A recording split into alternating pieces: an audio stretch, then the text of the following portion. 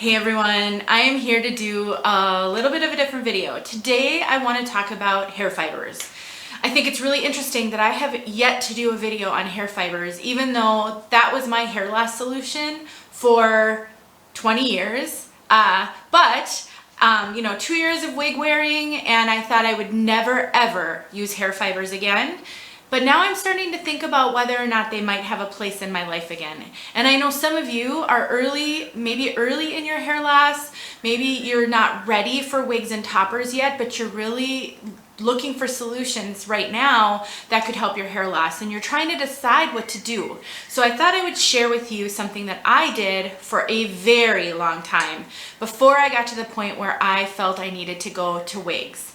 So today I'm going to talk about how to use hair fibers, why to use hair fibers, and I'm going to show you the before and after when you do use hair fibers and what a difference it makes. So the two types of hair fibers that I'm going to show you today, or talk about I should say, Toppik. This was my hair fiber of choice for 20 years. I used Toppik exclusively. I did try some other things, some sprays and things that never worked as well as Toppik. But I also recently discovered this Boost and Blend. And so while I haven't really used this product, I discovered it after I started wearing wigs. I thought I would just show you that there are a couple of different options out there. There may be others as well. My experience though is with Toppik, so this is what I'm going to focus on. So I started losing my hair in my 20s. When I look at pictures from my early 20s, 21 years old, 22 years old, I can start to see hair loss kind of here at that time.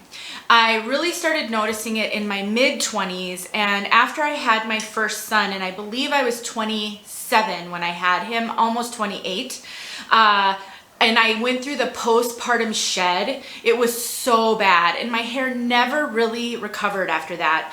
And so I did start using hair fibers around that time, maybe just a little bit earlier than that, and it was kind of all downhill from there. I have female pattern hair loss, sometimes also called androgenic or androgenetic. I've seen it both ways, alopecia.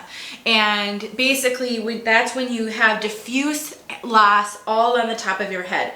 So you can see I'm very thin on the top of my head and kind of back here. Now, with my hair as short as it is right now, when I stand straight on like this, it actually doesn't look too terrible. I think I can kind of make it pass, especially if I use fibers. But when I started wearing wigs 2 years ago, my hair was long. I had grown it out to about below my chin, and part of that is because I disguised my hair loss by using fibers, using tons of hairspray. I would wear headbands a lot, and I would put my hair up in like a messy bun. Even though it was a baby fine bun, if I ratted it enough and used enough like product, I could kind of make it look like I had more hair than I did.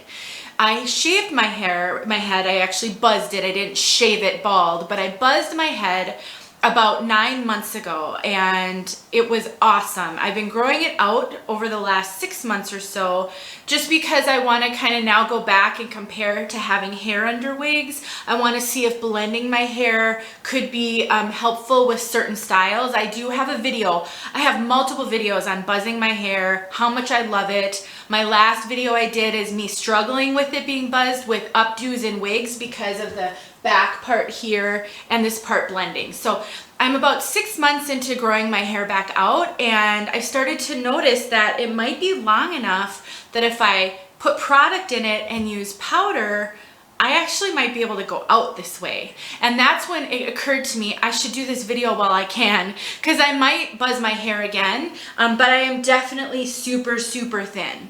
Probably thinner than some of you who are not ready to wear wigs yet. So let's talk about fibers. Fibers are something that I used forever, 20 years, to really disguise my scalp.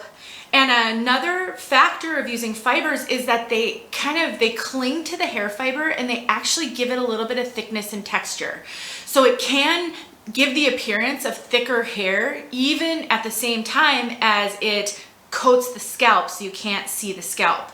Some of the drawbacks of fibers though it's messy. No matter how hard I tried, it was all over this bathroom. I mean, I always had a thin coating of fibers on every surface. It was really a pain in the butt. I mean, it was coating on the floor, it would coat like on the shower, it coated the just everything. There was a thin coating of fibers. No matter how careful I was, it's such a fine product, it kind of gets everywhere.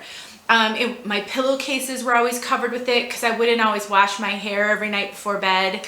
I had to be careful if I was out and it was super windy. Anytime it was windy, I had to for sure wear my hair up, and I had to put tons of hairspray on, because if I wore my hair down and it would blow, the fibers would move around and then you'd start to see patchy spots. You can't really swim with fibers on. I mean, there's just a lot of things that can play in with fibers. They're not a perfect solution. But really, when you've got hair loss, I don't know that there is a perfect solution. It's a bunch of trade-offs. But for the time I used them, which like I said was about 20 years, it was a lifesaver. And now you can actually get these at, I think you can get them at Walgreens, CVS. There was a time when you could only buy them online, and they weren't as easy to get. So I always had to plan ahead. I always had extras on hand. I never let myself run low, because it's not like I could just run to the store and get them. So keep that in mind. So anyway, let's just kind of get into this. Let me show you how they work. And I will also tell you that I did find that these sometimes irritated my scalp a little bit. They would make it a little itchy at times. I didn't break out from them. It didn't cause any like really bad effects, but sometimes I would notice that. I've heard that from other people. So I don't know if other fibers would have been better with that. Again, I didn't have a lot of other options. Something else I noticed is because they were so fine, if I blew my nose, sorry if this is too much information, if I blew my nose after I put fibers on, I would have some fibers in the Kleenex. So you do inhale them a little bit, which is just another thing to consider. I don't know. I mean, I use them for 20 years. If something happens to me down the line and I get some lung issues, who knows if the fibers contributed to that. I just want to kind of put all that out there, because I think you should be informed when you're making choices. So anyway, so you've seen what this looks like, and I did take some before pictures, and I'll take some after, and I'll put them side by side so you can really see the difference. But then you just start to shake the fibers on. And this takes, I gotta tell you guys, this takes practice. At first, it's awkward. You can't get them on evenly. You're gonna get them on your forehead. I mean, they're just gonna kind of get everywhere. And especially if you've got diffuse loss, where you're having to put them on a real big area of your head. If you've just got like a little patchy loss in one spot, that's gonna be a lot easier. So this gets better. It gets easier with time. I got really good at it. But even then, as it got worse and worse, especially in the front here, I had a lot of trouble blending the fibers with the front of my hair because I'm so thin in the front. To not have like a line there. I know that they sell, I don't even know if I still have it, a little product that you can, it's like a little, it's like a stencil almost that you could hold there, and if you put the fibers on, it would give it a more natural hairline. I never found that to work very well, so I just sort of worked with it.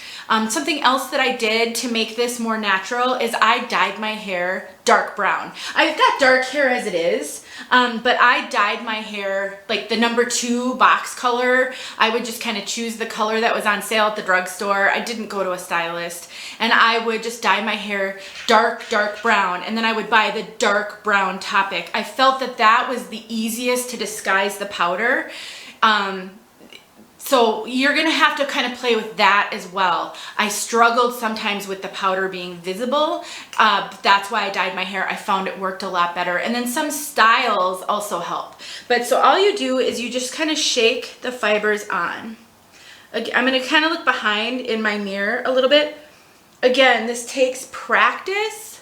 And then when I would try to get it to the front, I would tip my head back so that I could try to keep it off the very front of my hairline and my forehead.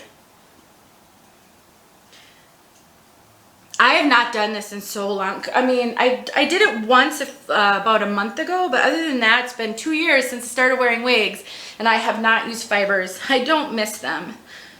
But sometimes I'm really hot and I don't want to wear a wig, and that can be helpful. So let's see. I don't know. I'm gonna just quick look in the mirror. I can't see what I'm doing very well, so I don't know how well I got it. So what I end up doing when I'm putting the fibers on is I go in the mirror and I use my handy dandy mirror and I go like this, and then I kind of look at the top of my head just to make sure that I'm getting all the spots. Can you already see though the difference here? It's really, oops, I dropped it. It's really dramatic. Really dramatic. So now let me get,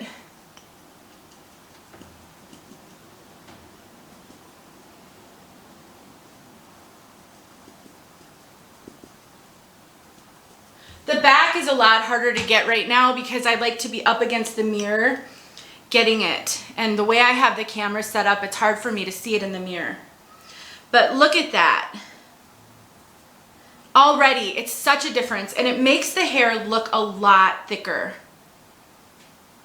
And so one of the things that I would notice, especially when I would get back here, is I would kind of get it on my neck and on my shoulders. So I would wait to get dressed until I did the powder. Sometimes I'd put a towel over my shoulders, but I ended up having to brush off my shoulders, something I had to double check in the mirror.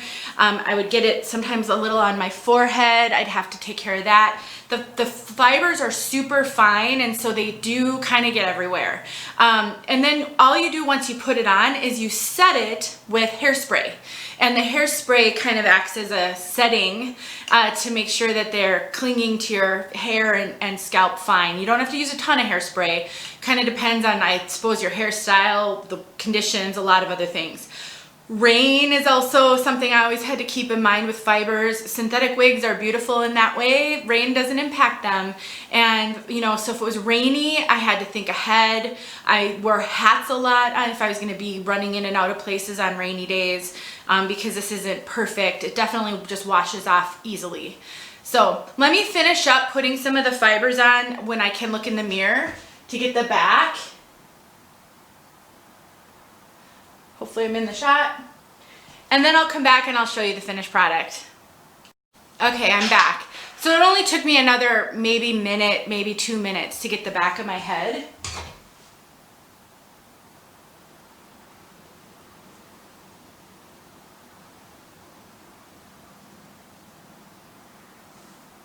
So it's so much better. I definitely, you know, I could put more on. I didn't really do much to style my hair. I didn't put any hairspray on right now, but this is really good. I mean, I actually would go out like this and feel pretty comfortable. Again, I wore fibers for years, and I never cut my hair short because I didn't have any idea what it would look like, and I didn't think that the fibers would work as well. And so had I known that I could maybe go shorter and use the fibers, I might have tried it earlier, but I was just really afraid to do that because I hadn't discovered wigs yet, and I didn't have a backup plan if it looked horrible. So anyway, I guess that's just all I really wanted to show you guys. I wanted you to know that there could be a product out there that could help you if you haven't discovered hair fibers yet and you're not quite ready for wigs, or you are wearing toppers sometimes, but it's not always convenient to wear toppers, or you just want to switch back and forth. If you've buzzed your hair and it's starting to grow back out, and now you're starting to think maybe you could find some styles with shorter hair, fibers could be the way to go. It's just another option in this hair loss journey. So that's all I got for you guys. If this was helpful, please let me know. And definitely, if you're interested in learning more about different hair loss options, I do focus pretty exclusively on wigs in my videos, and I am a full-time wig wearer, and so I have lots and lots of reviews. I give tips on wearing wigs. I sometimes had chats about the hair loss journey. So if you're new, if you're finding me because you looked for fibers, please let me know if there's other things that could be helpful, but I'd love it if you'd subscribe. I also do a wig giveaway every single month, sometimes more than one. So it might be worth it just to hang around for those giveaways. All right, guys, thank you so much for watching. I really do hope this was helpful. And if you have suggestions for future videos, let me know and I'll put them on the list. Hope you're having a great day, and I'll talk to you guys soon.